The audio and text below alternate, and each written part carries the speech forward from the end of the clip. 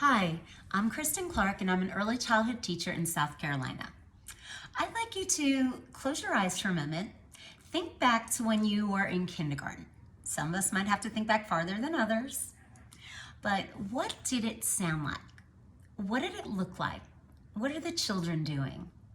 I'll think back to my kindergarten. Picture it, Sicily, 1975. What were we doing? We were outside.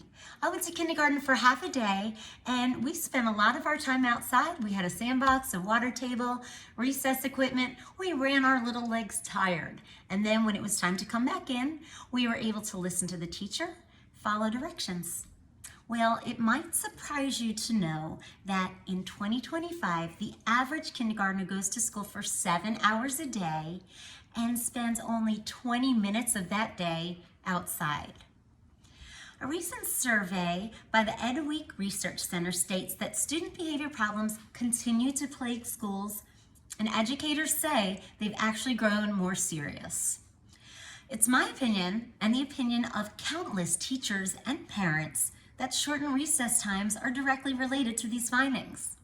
South Carolina legislation requires that early childhood students must receive a minimum of 20 minutes of recess per day. However, schools have interpreted this as 20 minutes being all the outdoor time students require.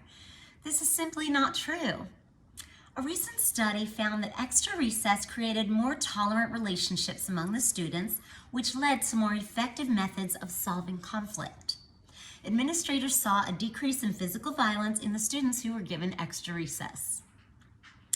I propose that South Carolina legislature revisit their stance on recess to mandate that early childhood students receive a minimum of 40 minutes of recess per day in the form of two 20-minute blocks. In a typical schedule, this would mean shortening 4 subjects by 5 minutes. For example, 5 minutes would come from ELA, writing, math, and inquiry. I think you'll find that extra recess block would benefit students in areas other than behavior. Numerous studies have shown recess helps increase test scores and keep children healthy. Repeatedly, teachers are told by the decision makers, we can't afford to take time out of academic courses for recess. Well, my reply to those decision makers, you can't afford not to. Thank you for your consideration.